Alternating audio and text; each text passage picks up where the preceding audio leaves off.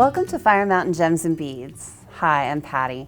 I'm a jewelry designer here, and today I'm going to be taking you through the first project in our Secrets of Wireworking series. So the first project that we're going to be going through is this beautiful tassel earring. It's made with a 20mm rhodonite round, a preciosa bicone, and a little faceted rhodonite round. So you can see that in this bead, we have done a wire wrap loop on either end with an overwrap. You're also going to be learning a simple loop. These are some of the techniques that are some of the basics for wire wrapping. So we wanted to start with this because you're going to build on this as you go through different projects in the series. Okay, let's go ahead and get started. The first thing I'm going to do is cut off an 8 or 9 inch section of this 20 gauge parawire. Before I take it off the roll, I'm going to take some nylon flat jaw pliers and just straighten out the wire a bit. Make sure there are no kinks in it. Great. Okay, so I'm going to cut it off at about 8 or 9 inches. It's better to cut a little too much than not quite enough. Okay, there I've got my wire. So the first thing I'm going to do is create this large loop at the end. And I'm going to do that using my stepped wire wrapping pliers in this center part of it, the center barrel. So I'm just going to grab the wire with my pliers and just make a loop. Push it until it's all the way around, and then remove the pliers. And so you have this loop with the tail going off in either direction. Then I'm going to take my chain nose plier, just the tip, right at that juncture, and I'm going to kick that loop up so it's right on top of the long tail, kind of like a lollipop on a stick. Then I'm going to put my chain nose pliers in my non-dominant hand, and I'm going to clamp this loop. And I want to clamp the whole loop kind of sideways, like that. And then using another pair of pliers, you can use your another pair of chain nose, you can use your rounds. I'm just going to wrap this short tail around the long tail a couple of times. Whoops, let's clamp that a little better. A couple of times as close to the loop as I can get. I'm going to go around about twice. It's okay to wrap the tail up because we're going to cut that off. Okay, so there I've got my loop. I'm going to flip that over, and I'm going to use my flush cutter. Now with the flush cutter, the beveled part of the cutter leaves a point on the wire, but this nice flat part leaves a flat cut. That's why it's called a flush cutter. It cuts it flush. So with the flat part against the piece that I'm keeping, I'm going to get right in there really close and snip off the tail. And notice I put my thumb over the tail to make sure that doesn't fly up into my eyes. Okay. Then I'm going to take my chain nose plier again, and I'm just going to go around in a circle on the end of that tail and make sure it's tucked in nicely. Now you'll notice that my loop got a little bit off round. That's okay, we can fix that. I'm going to use my round nose pliers, put the barrel in there, and just push it against the barrel until it rounds out nicely, just like that.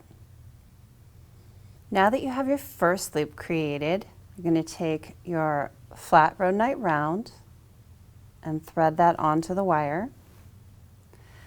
And then you're going to need to leave space for wraps. So you're going to need to kind of eyeball, measure how much space you need. So you need to leave some space to make the bottom wraps and to make some top wraps that will come up to this original loop. So do that using your chain nose pliers. I think about there is right. And I'm just going to push this wire in the opposite direction of that original loop and make a 90-degree bend about. Then I'm going to take my round nose pliers, about that far down on the barrel, a quarter, maybe almost a third, and I'm going to push the wire around to form a loop.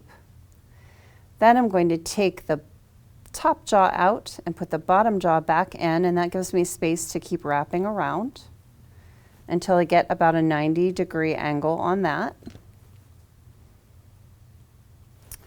Then, in my non-dominant hand, I'm going to clamp the bottom loop. Whoops, before I do that, we need to add on the tassel. Almost forgot.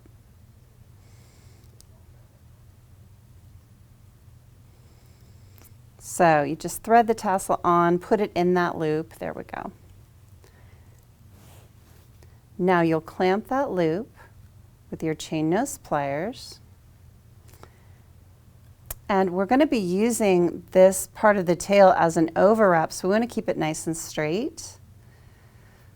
So I'm going to grab the end of the wire and have lots of pressure on both pairs of pliers. And I'm just going to wrap as close to that small loop as I can get. I'm going to do several wraps. I think I'll do one more. And then I'm coming around the bead.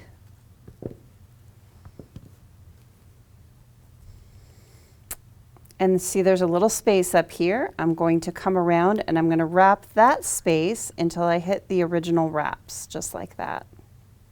I think I'm going to go one more. There we go. That fills out the space nicely. Okay. Then I'm going to cut that tail really close. And then you use my chain nose pliers to tuck in the tail, kind of in a little circle. I'm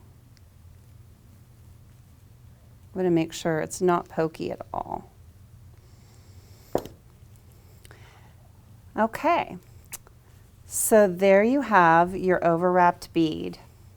So the last thing to do is to add the little dangles. So we'll take one of the small faceted rhodonite rounds, couple of head pins, and one of the Preciosa bicones, and we'll make our simple loops. So to make the dangles, we just thread on a bead, and then you want to hold the bead right against the end of that head pin and push it against the bead, just like this. You want about almost a 90-degree angle.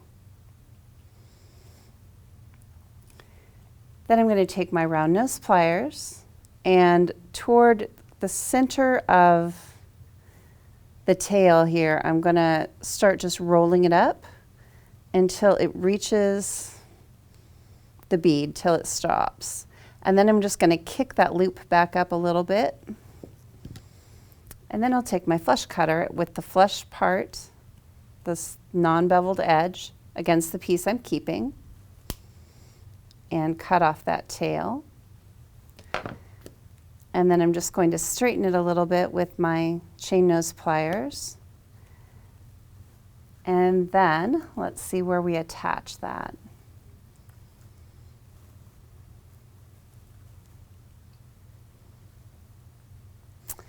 Then I'm going to attach it onto this bottom loop. So to close it up, just grab the tip of that simple loop, rock it sideways, and then back into place sideways, and just rock it back and forth until you get a nice tight connection. And then we'll repeat that with the small rhodonite faceted round. So you're holding it right against the bottom of the head pin. And you can also use your chain nose pliers if it's real hard to get your fingernails in there, and make that 90-degree bend really close to the bead. There we go. Then toward the middle or closer to the end of the tail of the head pin. You just roll that loop up till it hits the bead, and then kick it back a little bit so it's nice and square on top there. And then snip off the tail as close as you can to that juncture.